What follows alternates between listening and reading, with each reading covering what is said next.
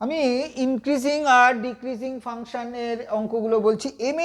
ML আগরওয়ালের বইয়ের যারা CBSE এবং আইসিএসসি বা আইএসসি বোর্ডের পরীক্ষা দিতে চলেছ তাদের জন্য এই দুটো প্যাটার্ন, ইনক্রিজিং এর ডিক্রিজিং, এবং ওয়েস্ট বেঙ্গল বোর্ডের অবশ্যই ইনক্রিজিং ডিক্রিজিং এর একটা অঙ্ক থাকে। আমি দুটো প্যাটার্ন বলে দিচ্ছি, এই দুটো প্যাটার্নের বাইরে কোনো অঙ্ক আসবে না। যারা আগামী দিনে পরীক্ষা দিচ্ছ, এই সামনে 16 তারিখ 21 তারিখে এই সব পরীক্ষাগুলো যাদের শুরু হচ্ছে, বোর্ড এক্সাম কাউন্সিল আর কি, সেই তাদের জন্য এই দুটো প্যাটার্ন বলেছি ইনক্রিজিং আর ডিক্রিজিং এর।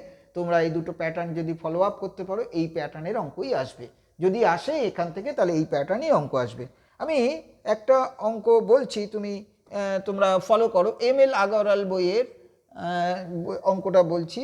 প্রুভ দ্যাট, এক্সারসাইজের অঙ্ক। Prove that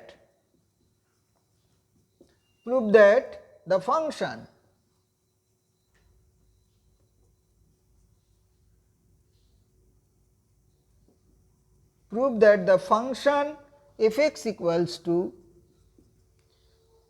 sin of 2x plus pi by 4 sin of 2x plus pi by 4 is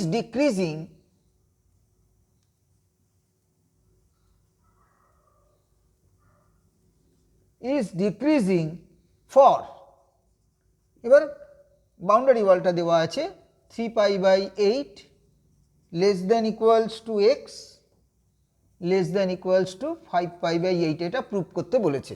prove that অনেক বইতে যে করে দেওয়া থাকে, ভ্যালু পুট করে দেওয়া থাকে, আমার এগুলো ভালো লাগছে না। আমি দেখেছি বইতে যে সমস্ত প্যাটার্নগুলো ফলো আপ করেছে, নট সো গুড। আমি এই প্যাটার্নটাকে তোমাদের বলছি, তোমরা যদি ফলো করতে চাও করতে পারো আর কি, তাতে কোনো অসুবিধা হবে না, প্রফিটই হবে। তাহলে এফ ইকুয়ালস টু সবসময় আগে ফাংশনটা লিখে নাও 2x plus pi by 4। Okay, তাহলে আগে differentiate with respect to x লিখছো এখানে। তাহলে f dash x equals to 2 cos 2x plus pi by 4। এটা কি করেছো?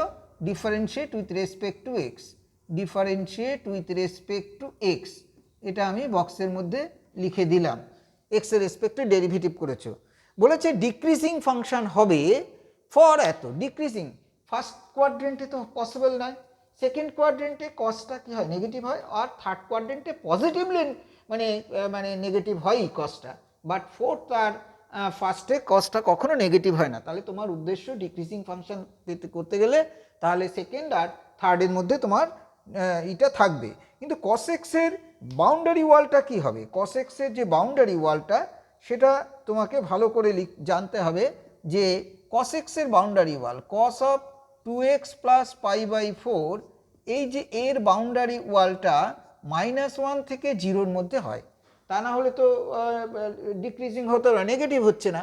এই নেগেটিভ করতে গেলে -1 থেকে 0-র মধ্যে একে রাখতে হবে। কসের কোন ভ্যালুতে -1? তোমরা সবাই জানো কস পাইতে -1, আর এটা মানে পাই প্লাস 0, মানে থার্ড কোয়াড্রেন্ট রাখতে পারো, মার্জিনালে রাখতে পারো, সেটা কোনো ব্যাপার নেই। 2x প্লাস পাই বাই 4, এইটাকে তোমাকে লিখতে হবে cos of pi plus pi by 2, cos of pi plus pi by 2।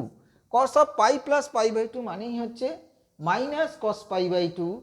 হ্যাঁ, তার মানে 0, মানে থার্ডে রাখতে হবে বলে ওই পাই প্লাস পাই বাই 2 নিয়েছি।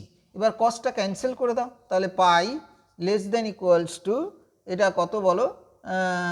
এটা হচ্ছে 2x প্লাস পাই বাই 4।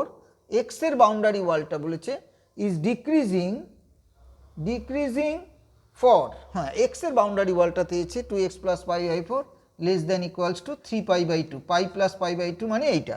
এবার পাই বাই 4টাকে ক্যান্সেল করে দিলাম সবার থেকে, pi minus pi by 4 less than equals to 2x plus pi by 4 minus pi by 4 less than equals to 3 pi by 2 minus pi by 4, or 4 pi minus pi মানে 3 pi by 4 less than equals to 2x less than equals to, এটা হচ্ছে 4 LCM, 6 পাই minus pi মানে 5 পাই।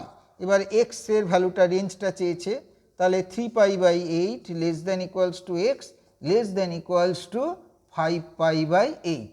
এইটাই দেখো এক্সের রেঞ্জটা দেওয়া আছে, রেঞ্জটা বেরিয়ে গেল। তোমরা সবসময় কসের যে বাউন্ডারি ওয়ালটা সেইটা সবসময় মনে রাখবে। কসের বাউন্ডারি ওয়াল মানেই হচ্ছে কসের ম্যাক্সিমাম ভ্যালু হয় 1, মিনিমাম ভ্যালু হয় -1। সাইনের ক্ষেত্রেও তাই, কসের সাইনের ম্যাক্সিমাম ভ্যালু হয় 1, মিনিমাম ভ্যালু হয় -1।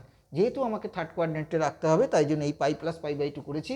অনেকে cos π/2 লিখে দিতে পারো, তাহলে কিন্তু তোমার যে বাউন্ডারি ওয়ালটা ওরা চেয়েছে সেটাই তুমি পৌঁছতে পারবে না। তোমাকে এই ওয়েই ফলো আপ করতে হবে, আর নাহলে ভ্যালু পুট করে করে দেখতে হবে কোথায় কি অবস্থান করছে।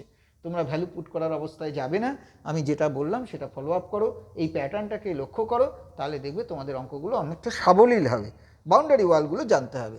যদি আমার চ্যানেলটা ভালো লাগে তাহলে অবশ্যই সাবস্ক্রাইব করো, লাইক করো, বন্ধুদের শেয়ার করো, আর যদি কোনো কিছু জানতে হয় বিষয় তাহলে কমেন্টের মাধ্যমে জানাও। ধন্যবাদ, সবাই খুব ভালো থাকো।